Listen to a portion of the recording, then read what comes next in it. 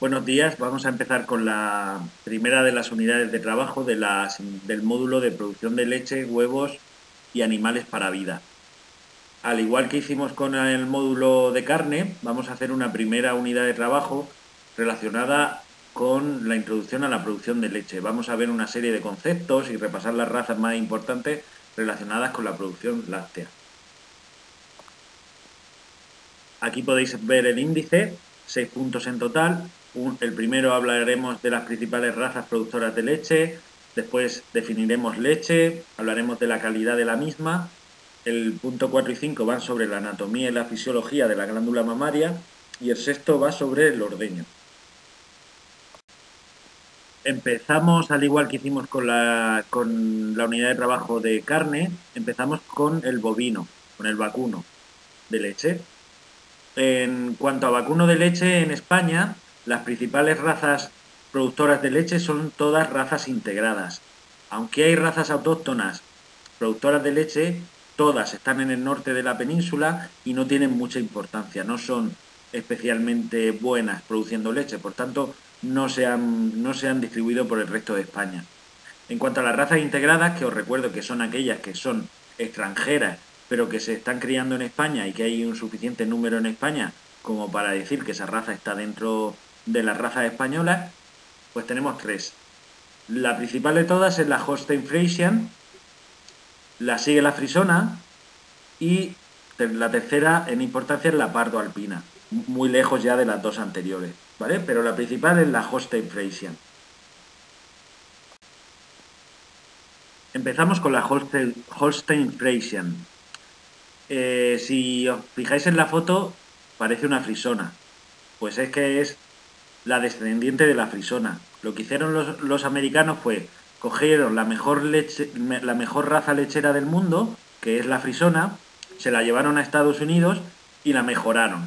Empezaron a cruzarla con otras razas suyas, a mejorarla genéticamente y generaron una nueva raza sintética que se llama Holstein Friesian. En realidad es igual que la frisona, pero más grande. Más grande, pesará unos 200 kilos más que la frisona, más alta y más grande. Con lo cual, al ser más grande, también tiene las mamas más grandes y por tanto producen más cantidad de leche. Estamos hablando que una vaca de este tipo nos puede dar 50 litros de leche al día. Eso es un disparate, 50 litros de leche al día. Comparándola con las cabras nuestras, con la murciano granadina, que nos puede dar la mejor de ellas, 2 litros, pues fijaros, nos está dando 25 veces más leche que una cabra. En cuanto a la morfología del cuerpo, pues se aleja bastante de la morfología de una cabra carnicera. Acordaros que las cabras carniceras eran rectangulares con mucha masa muscular. Estas cabras son más triangulares que rectangulares. Un triángulo que tendría un vértice en la cabeza, otro vértice en la mama y otro vértice en el inicio de la cola. ¿Vale? Esa va a ser la forma de las vacas de leche habituales. En cuanto a la capa, pues berrenda en negro o berrenda en colorado. Aquí tenéis la imagen del macho. El macho evidentemente es un macho grande, estamos hablando de machos de vacuno, pero no llega a ser en absoluto como esos machos que vimos de carne, el rubio gallego o el charolés, son toros bastante más pequeños. Estaremos hablando de unos toros de 800 kilos aproximadamente. Si os fijáis en el desarrollo muscular, no tiene nada que ver con el desarrollo muscular de los toros de carne. Fijaros que el tercio posterior no tiene tanta musculatura en la pata, el tercio anterior tampoco.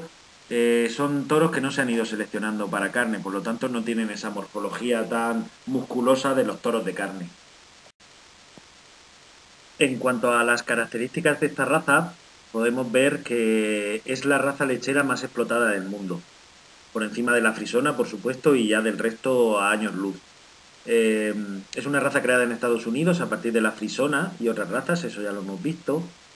Y a pesar de ser una raza muy seleccionada genéticamente, estaríamos hablando en comparación, sería como el cerdo blanco en cuanto a selección genética, pero a esta raza no le pasa como al cerdo blanco, que a la vez que lo selecciono para carne, también voy seleccionando su capacidad de estresarse y va perdiendo la rusticidad. A esta vaca le ocurre lo contrario, precisamente. Cuando más seleccionada está, aun estando muy seleccionada genéticamente, mantiene sus características de rusticidad. O sea, es capaz de adaptarse a diferentes climas y sistemas de explotación. Va a dar leche muy bien en el sur de España y en el norte de Europa. O sea que en ese sentido, por eso es tan utilizada en todas partes. Igual a la frisona, pero tiene el cuerpo mucho más grande. Al tener el cuerpo más grande, también tiene las mamas más grandes y por eso puede dar hasta 1000 litros más por lactación. O sea, la lactación, si la lactación de la vaca dura 10 meses, en esos 10 meses nos va a dar 1000 litros más que una frisona. Con lo cual, pues trae cuenta. Por eso se está desplazando la frisona por esta. La capa berrenda. Y al final la producción total de esta vaca, las producciones totales de leche se miden en kilos, no en litros. En kilos. Son 6.500 kilos, que no 6.500 litros, no son, un kilo de leche no pesa o sea, un litro de leche no pesa un kilo. Son 6.500 kilos de leche y nos da un 3,6% de grasa. Eso es importante lo del porcentaje de grasa porque al final la leche se paga según la cantidad de grasa que tiene. Por eso cuanta más grasa, más cara. Si os fijáis en el mapa, la región de Murcia aparece en blanco. La región de Murcia en cuanto a vacuno lechero no tiene prácticamente importancia ninguna. Hay algunas explotaciones aisladas, pequeñas, familiares, que tienen vacas de leche, pero no hay una red comercial realmente de vacuno de leche, principalmente porque aquí no hay alimento para las vacas de leche. Las vacas de leche se tienen que alimentar la mitad aproximadamente con pasto o con paja y la otra mitad con pienso. Pues teniendo en cuenta que aquí en la región de Murcia no hay pasto, la paja para alimentar a estos animales sale bastante cara. Por eso aquí no hay una red de producción de leche importante. La frisona, aun habiendo perdido la importancia que tenía hasta hace unos años, sigue siendo la segunda vaca en producción de leche, porque todavía quedan bastantes explotaciones que o bien no tienen dinero para comprar la nueva raza, o bien pues siguen con la frisona porque les va bien. Si os fijáis, es prácticamente igual. Lo único que cambia es el tamaño del cuerpo. Nosotros en la foto no podemos ver porque no podemos comparar. La frisona es bastante no, pero un poco más pequeña sí. El macho de frisona pues le ocurre igual que al macho de Holstein Friesian, que es un poco más pequeño y no tiene el gran desarrollo muscular que tenían aquellos toros que eran de carne. Y como he comentado, es igual que la Holstein Friesian, es más pequeña, tiene menos rendimiento, lo que hemos dicho, puede producir hasta 1000 litros de leche menos que la Holstein Friesian, por eso la Holstein Friesian la está sustituyendo. Además, estas vacas tienen un problema que ya comentamos cuando hablamos del charolés. Estas vacas empiezan a cubrirse, su primera cubrición se hace cuando pesan aproximadamente 2/3 de su peso adulto, o sea, no ha alcanzado todavía su peso adulto. Entonces son vacas pequeñas al principio, cuando se cubren por primera vez. Entonces, si yo les cubro con un macho que es demasiado grande, sea charolés o sea Holstein Friesian, por ejemplo, pues estas vacas nos van a dar problemas de partos distóxicos. El ternero va a crecer tanto que el aparato reproductor de esta hembra no está preparado para alojar un ternero tan grande. Entonces luego podemos tener problemas. Por tanto, en frisonas las primeras cubriciones se tienen que hacer con machos que no sean muy grandes, como por ejemplo en limusina. La tercera raza lechera en importancia, en censo, sería la parda alpina. La vaca parda alpina es una vaca, como su nombre indica, que tiene la capa parda. La capa es como un marrón apagado, un marrón sucio, siempre con la misma tonalidad a lo largo de todo el cuerpo, los extremos más claros, tiene el morro más claro, los extremos de las patas más claras, las orejas en raqueta, como tenía la rubia gallega, y los cuernos sí que los pitones terminan en oscuro, pero básicamente es una vaca marrón sucia, apagada en cuanto a la tonalidad. Si os fijáis, la triangularidad que dijimos en las vacas de leche, esta la sigue teniendo, pero la pierde, porque la producción de esta vaca es bastante menor en cuanto a leche que las dos anteriores. Aquí en España la podemos encontrar mucho en el norte. Si vamos a las sierras del norte, de Cantabria, de Asturias, por picos de Europa, esas vacas que se ven sueltas por esos picos de Europa suele ser este tipo de raza. Si nos fijamos en el macho, la capa es exactamente igual que la de la hembra, es una capa parda, que sería marrón clarilla, y si vemos la anatomía de este toro, es un toro que se ve más compacto que los toros de carne. No llega a ser un toro de leche, en el sentido de que tiene bastante desarrollo muscular. Pensar de dónde viene esta vaca. Esta vaca viene de explotaciones de montaña en la que la hembra se seleccionaba para leche y los machos se seleccionaban para carne. En principio tenía una actitud mixta. Los terneros que nos daban eran para carne y la hembra se dejaban para leche. Por tanto, la vaca, aunque principalmente sea de leche, los toros todavía tienen musculatura, se parecen un poco a los toros de carne.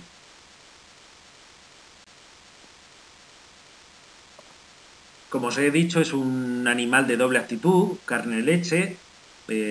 Los terneros machos que nacen se utilizan para carne, algunas de las hembras que no se van a utilizar como reproductoras se utilizan también para carne, y las hembras, las más selectas, se utilizan como lecheras. La capa parda, y claro, os he dicho que está muy alejada de las producciones que tiene el resto de vacas. Si dijimos que la Holstein Friesian podía producir 6.500 kilos por lactación, aquí nos estamos yendo a 4.000 litros. 4.000 litros que pueden ser aproximadamente pues unos 4.200 kilos. Estamos produciendo 2/3 de lo que produce una Holstein Friesian. Por tanto, si queremos una explotación intensiva, pues optaremos mejor por las primeras razas que por esta. Sí que es cierto que tiene un porcentaje más alto de grasa. Normalmente va inversamente, se relaciona inversamente. A más cantidad de producción de leche, los niveles de grasa y de proteína son más bajos. Y al producir menos, el nivel de grasa y proteína sube. Son razas, normalmente las razas montañeras, las razas de leche que viven en montaña, son razas que tienden a tener mucha grasa. Se llaman razas mantequilleras, porque se utilizaban para producir mantequilla. Está prácticamente desapareciendo en instalaciones industriales. Esta prácticamente no se cría. Se cría en montaña, donde pues las frisonas no van bien, normalmente en explotaciones familiares pequeñas. En cuanto a las razas de caprino más importantes en producción láctea, hay bastantes cabras españolas, autóctonas, que se crían para producción de leche. Hay cabras canarias, cabras de Guadarrama, un montón. Pero realmente en la región de Murcia, si conocéis el sector caprino en la región de Murcia, como tenemos posiblemente la que sea la mejor cabra productora de leche del mundo, pues evidentemente se utiliza esa, la murciano-granadina. Aún así, hay determinadas explotaciones en la región de Murcia que utilizan otra cabra, que es también del sur de España, bastante adaptada al tema del clima aquí en la región de Murcia, que es la malagueña. Vamos a verlas las dos. Son las dos razas autóctonas de fomento, o sea, hay una cantidad de cabras de estas dos razas que en principio no van a desaparecer en un futuro próximo. Aquí tenemos una foto de una hembra de cabra murciano-granadina. Las hembras de este animal suelen ser de talla media. Vimos que hipermétrico significaba que era un animal por encima de las medidas habituales de esa raza. Pues en este caso nos encontramos una cabra típica. O sea, está dentro del tamaño habitual para una cabra. Por tanto, eso no es hipermétrico, sino se llama eumétrico. Una raza eumétrica es una raza que está en los valores medios del tamaño de un animal. Si nos fijamos, pues tienen el cuerpo redondeado, la cola, el nacimiento de la cola es en alto, el perfil suele ser recto o subconvexo y tienen una implantación mamaria muy grande. Fijaros en las mamas que presenta esta cabra. Esta cabra tiene una producción media diaria de 2 litros. 2 litros de leche son muchos litros de leche para un animal tan pequeño. Estamos hablando de animales que pueden pesar 35 o 40 kilos. Que un animal de 40 kilos te produzca 2 litros de leche es mucho. En la foto la vemos acorne, no tiene cuernos. La cabra murciano-granadina no es acorne, suele tener cuernos tipo Agagrus. Lo que pasa es que se les suele cortar, cuando nacen las cabras, las que se van a dejar como futuras madres, se les cortan los cuernos. Antiguamente los ganaderos iban seleccionando los acornes, se iban quedando con las cabras que nacían sin cuernos. Pensaban, pues ¿para qué voy a cortar cuernos si me puedo ir quedando con las cabras que no tengan cuernos? Pero las cosas nunca vienen solas. Se demostró que aquellas cabras que eran acornes eran menos prolíficas. ¿Os acordáis lo que era la prolificidad? La prolificidad era el número de crías que yo tengo por parto. Pues la cabra murciano-granadina es una cabra seleccionada para leche, pero si te da un cabrito cada vez que pare o dos cabritos cada vez que pare y los vas a vender a 70, 80 euros, pues puede ser otra fuente de ingresos secundaria, siempre secundaria, no tan importante como la leche. Pero entonces, si voy a ir seleccionando las acornes y voy a ir quitándole prolificidad a mi corral, pues no tiene sentido. De tal manera que a día de hoy no se seleccionan los acornes, se prefiere cortar los cuernos una vez que nacen. En la foto se ve un macho de cabra murciano-granadina. El macho, dentro de lo que son los machos de cabríos, es también eumétrico, está dentro de las medidas medias de la cabra. Si os fijáis en esta foto, pues tiene los cuernos, tiene perilla y tiene unos crecimientos en el cuello que se llaman mamellas. Son propias de los animales pequeños rumiantes, tanto ovejas como cabras. No se sabe muy bien la función que tienen esas mamellas, pero como no estorban, pues ahí se dejan. Si os fijáis en la capa de este macho, es caoba. En cabra murciano-granadina solo se admiten dos capas, o la negra, que era la foto anterior de la hembra, o esta capa que es caoba, marrón oscura, ¿vale? Sería como castaña. Solo esas dos capas. Cualquier otra capa no se considera dentro del árbol genealógico de la cabra murciano-granadina. En cuanto a las características, y como hemos visto, es la raza caprina más importante de España y una de las más importantes del mundo. Hay que tener conciencia de que esta cabra funciona bien en climas cálidos y secos, justo como los que tenemos en la región de Murcia, climas cálidos y secos. Esta cabra va a regular en climas fríos, con temperaturas de 2-3 grados.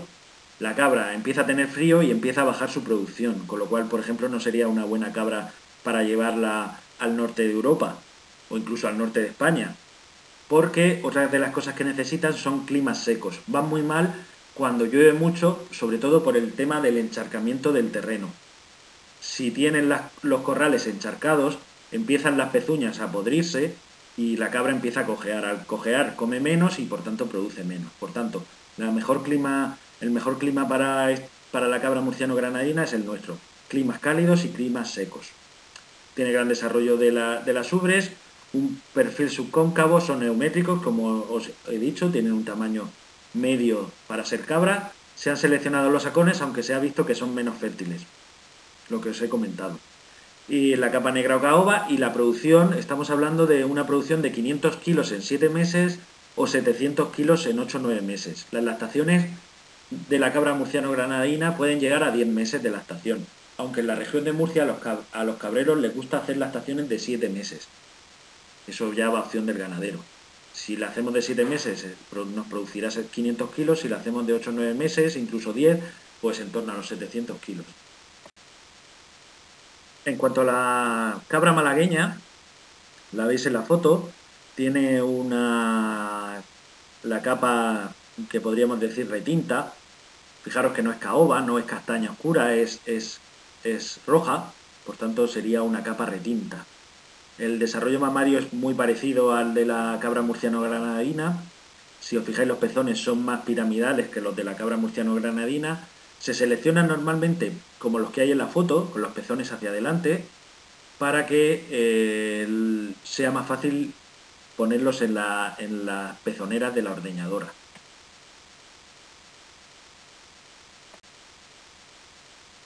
En cuanto al macho, pues es un macho, si lo veis en la foto, menos seleccionado que el de la cabra murciano-granadina, más rústico. Si os fijáis en el de la foto, pues tiene cuernos tipo prisca, perilla, tiene raspil, tiene calzón, pelliza, tiene prácticamente todos los signos de cabra muy rústica y poco seleccionada. Estamos hablando de una cabra que va bien en climas húmedos y cálidos. Húmedos y cálidos serían aquellos climas en los que hace calor pero que además llueve con abundancia. Por eso, la cabra malagueña, la zona de España donde más llueve es precisamente la serranía de Málaga, la sierra de Grazalema y toda esta zona. Por tanto, su cabra está muy acostumbrada a climas en los que hace mucho calor, pero además llueve mucho. Por tanto, es una opción muy buena a la cabra murciano-granadina en aquellos climas en los que llueve bastante.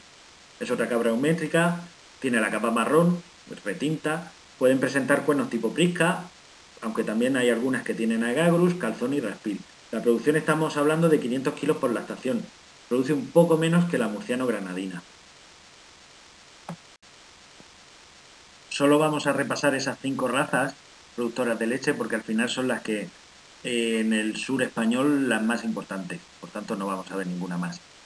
Vamos a pasar a las definiciones, igual que hicimos en el tema de carne, que definimos carne, canal, despojo. Pues en este tema vamos a repasar una serie de conceptos relacionados con la leche. Primero definiremos leche. La definición de leche es muy extensa y lleva muchos matices, entonces primero la leemos y después os explico cada uno de esos matices. La leche se define como el producto íntegro, no alterado, no adulterado y sin calostros del ordeño higiénico regular, completo e ininterrumpido de las hembras domésticas sanas y bien alimentadas. No hay que saberse esa definición de carrerilla, no tiene sentido, lo que sí que tenemos que entenderla. Vamos a ir viendo una por una cada una de las cosas que nos dice esa definición. Lo primero que nos dice es el producto íntegro. Íntegro significa que es el producto completo. Tal cual yo ordeño, lo que yo obtengo de esa mama, en principio, si yo no le quito nada, eso es leche. Si yo le quito algo, por ejemplo, grasa, o principalmente lo que se le quita es grasa, o le quito agua, en ese caso ya dejaría de ser leche en sí. Sería leche con un apellido. Por ejemplo, si le quito grasa, pues sería leche desnatada, leche semidesnatada. Si le quito agua, sería leche evaporada o leche deshidratada. Pero tal cual, si yo le quiero dar el nombre de leche, tiene que ser completa, todo lo que sale de la mama. No puede estar alterado. No alterado significaría que no puede tener en él ningún crecimiento bacteriano o ninguna sustancia que la pueda hacer perjudicial para la salud.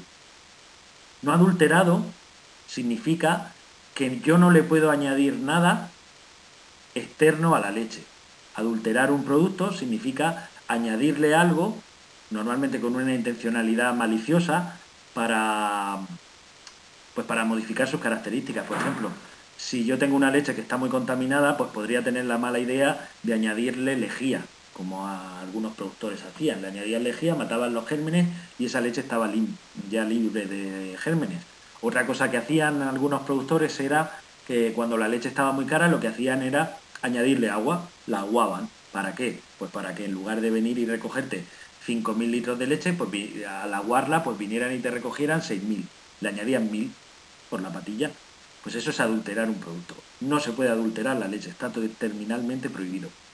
Tampoco podemos añadir los calostros. Los calostros los vamos a definir ahora después, pero básicamente es aquella secreción láctea de los primeros días de vida tras el nacimiento del ternero o del cabrito. Esos 2 o 3 días primeros producen un calostro. Pues esos calostros no se consideran leche, no se pueden añadir a la leche y venderse como leche. Luego dice una serie de características del ordeño que tiene que tener. Tiene que ser un ordeño higiénico, limpio, básicamente que no haga nada que pueda contaminar la leche. Regular, significa que tiene que ser un ordeño que yo tenga que hacer cada X tiempo,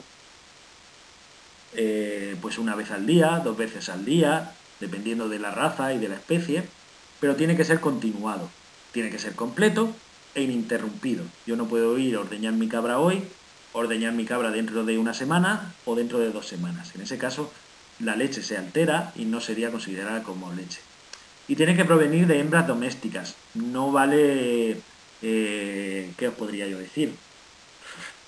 Pues sacar leche de un gato y tratar de venderla como gato. El gato es un animal, no es un animal doméstico, es un animal de compañía. Por tanto, solo entrarían aquí las hembras domésticas. Hembras domésticas podemos entender pues que den leche la vaca, la cabra principalmente, la camella, en el caso de que estemos en zona donde se críen camellos, o la búfala. El queso de búfala, que es la mozzarella, pues aquí en España no hay búfalas, pero La búfala se considera una hembra doméstica y por tanto se puede ordeñar. Y también tiene que estar bien alimentadas. Eso en cuanto a la definición de leche.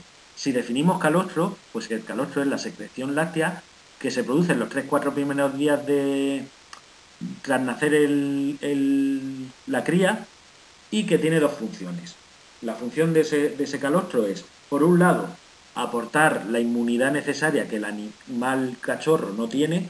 Un cabrito cuando nace, una ternera cuando nace, su sistema inmunitario es muy débil, no tiene prácticamente anticuerpos para defenderse de cualquier infección que le pudiera entrar. Entonces, al tomar el calostro, recibe esa inmunidad. De hecho, los animales, si no toman los calostros, posiblemente puedan sufrir infecciones que puedan acabar en muerte del animal. Por eso es tan importante que los animales se encalostren por lo menos los 2 o 3 primeros días de vida. Además tiene otra función, hemos dicho que tenía dos. Pues la segunda función es la de laxante. El animal, cuando ha estado en el interior del útero de la madre, su intestino se ha ido llenando de excrementos. Y como no hace caca dentro del organismo de la madre, pues esos excrementos están dentro. Si el animal cuando nace no es capaz de eliminar esos excrementos que tienen en el intestino, que posiblemente estén duros, el animal se va a congestionar y posiblemente muera. Por tanto, el calostro tiene la función de ablandar y efecto laxante, que tiren básicamente esos excrementos. Esos excrementos se llaman meconio. Entonces, un animal tiene que eliminar el meconio cuando nace. Si no lo elimina, posiblemente muera. Por tanto, el encalostrar al animal también es importante por este tema. Igual que hicimos con la carne, pues tenemos un apartado para saber cuál es la composición de la leche. La composición química de la leche, pues evidentemente si lo pensamos, el principal componente de la leche es agua. El 90% de la leche es agua. El 10% restante se reparte entre glúcidos o azúcares, lípidos o grasas, proteínas y sales. Los glúcidos, el glúcido principal de la leche es la lactosa, se llama lactosa, o azúcar de la leche. Está en torno a un 5%. Tiene una función muy importante estos glúcidos en formar parte del queso. Cuando hagamos queso con leche de vacuno o de cabra, pues una de las partes importantes de ese queso son los glúcidos. En cuanto a las grasas, la grasa de la leche está en torno entre un 3 y un 10%. Está en forma de glóbulos, en forma de bolitas pequeñas microscópicas flotando dentro de la leche. Puede llegar al 10% en razas que sean muy mantequilleras. Por ejemplo, la leche de oveja supera en ocasiones el 6% de grasa. Normalmente para nosotros, tanto en las vacas que se crían en nuestra zona como las cabras que se crían en nuestra zona, el porcentaje de grasa suele estar rondando el 3,5, 3,6, 3,7. Ese es el porcentaje medio de grasa en la leche de nuestras cabras y vacas. En cuanto a la proteína, pues igual. Puede llegar al 6%, pero nuestras razas no llegan a ese nivel. Estamos igual en un 3,5% de proteína. Es una proteína de alto valor biológico, igual que la de la carne. Las proteínas de alto valor biológico son aquellas que contienen los aminoácidos esenciales.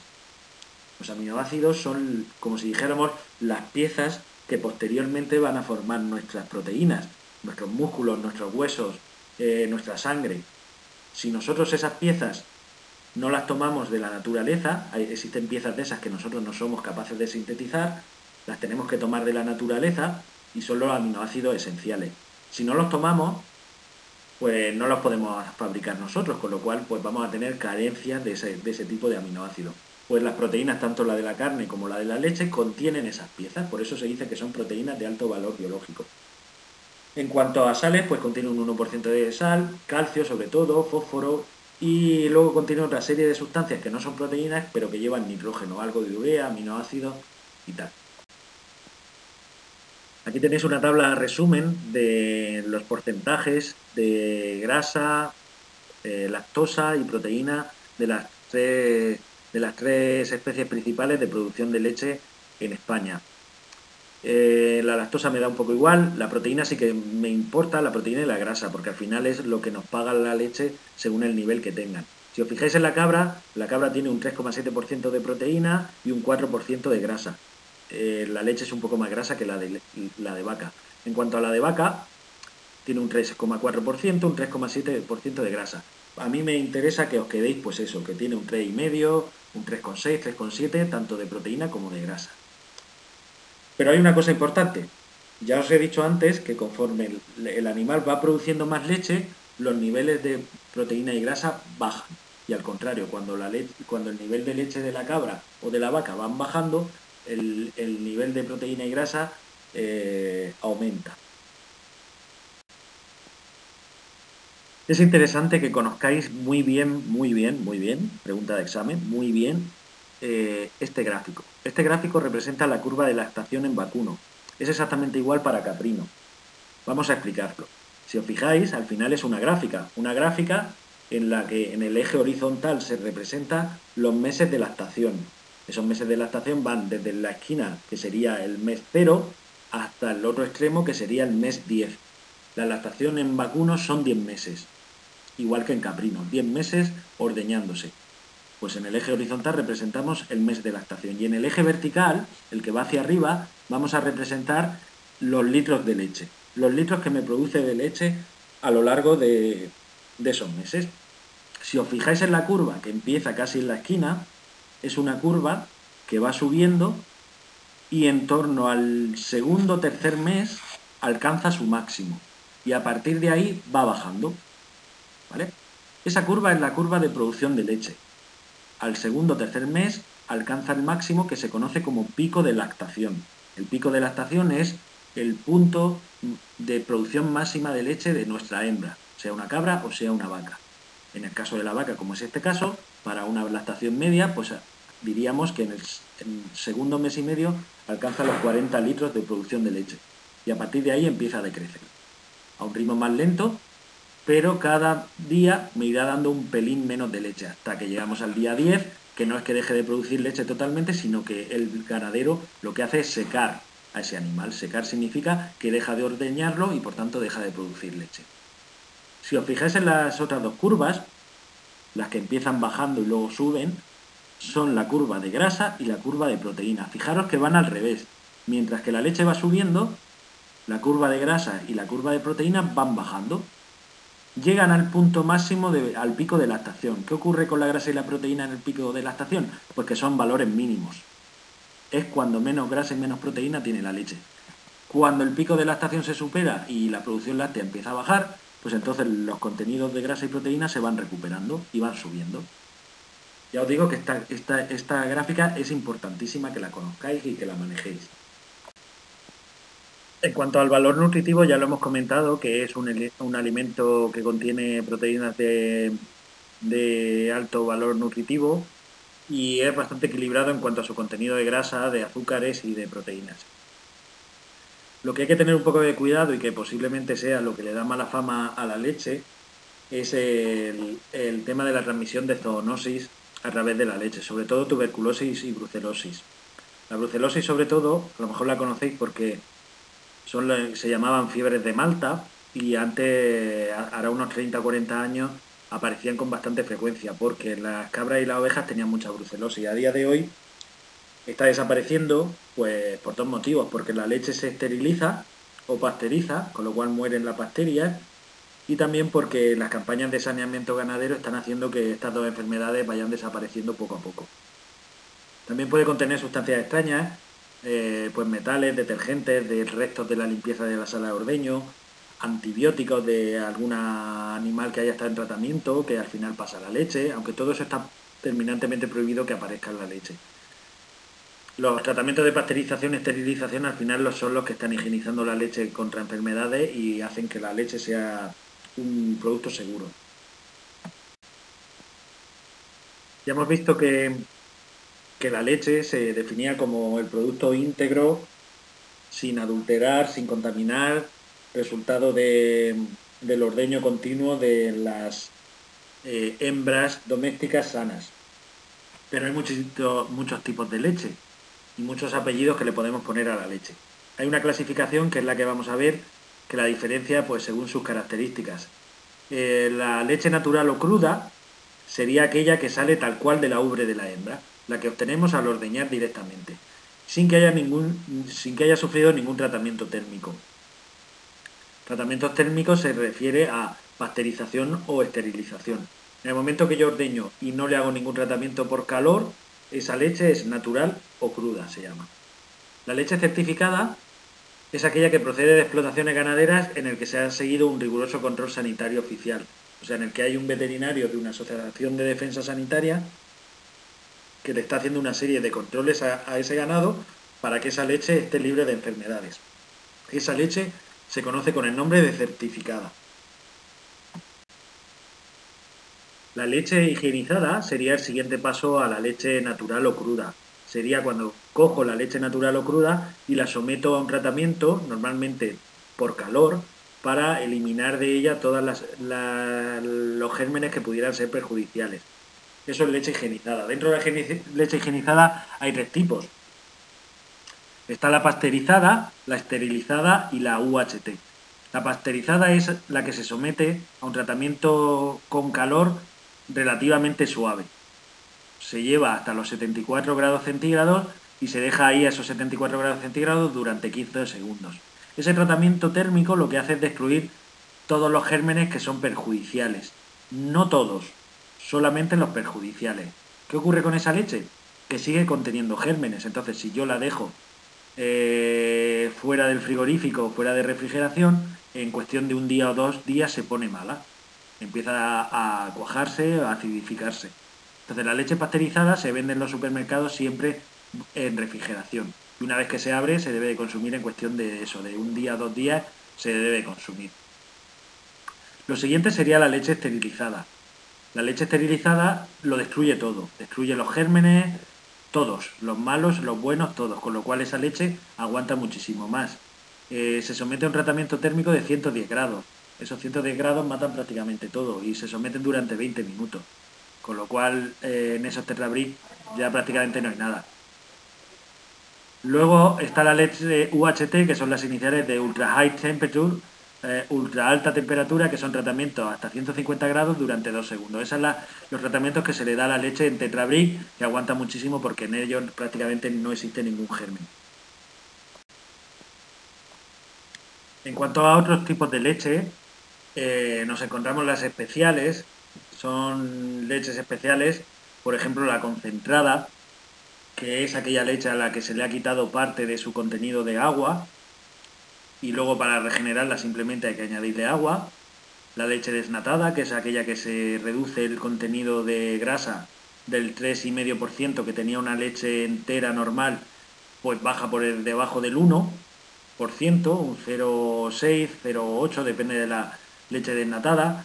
Leches enriquecidas son aquellas a las que se le añade algo para enriquecer su contenido en alguna sustancia, como sea calcio, omega 3, las habréis visto en los anuncios. Adicionadas con aromas serían aquellas que añaden leche, por ejemplo, leche con canela o con limón, algún tipo de sustancia que le da algún sabor o aroma específico. Estimulantes serían las que se le añade alguna sustancia que estimulante, sea cafeína o algún otro tipo. En cuanto a las leches conservadas, son aquellas a las que se le hace algún tipo de tratamiento para que duren más. Tenemos las evaporadas, son las que se le reduce el contenido de agua hasta que se queda prácticamente sin agua, de tal manera que se mantienen durante muchísimo tiempo. La leche condensada, que os sonará más porque a lo mejor la usáis para haceros los cafés, la leche condensada son leches que contienen hasta un 60% de azúcar. Se le añade azúcar. Se le añade tanta azúcar que se solidifica. ¿Vale? Entonces lleva tal cantidad de azúcar que ahí prácticamente no crece nada. Se conserva durante muchísimo tiempo. La leche esterilizada, que ya hemos visto que es aquella que se somete a un tratamiento térmico que mata todo lo que hay en ella. Y leches en polvo es aquella que se deshidrata tanto, se le quita tanta agua que se queda en forma de polvo. Es, por ejemplo, leches, a lo mejor lo habéis visto para leches en bebés. La leche de bebé son leches en polvo. Son leches que se deshidratan, se les quita todo el agua, con lo cual ahí prácticamente no crece ningún germen. Luego se le añade el agua y ya está regenerada.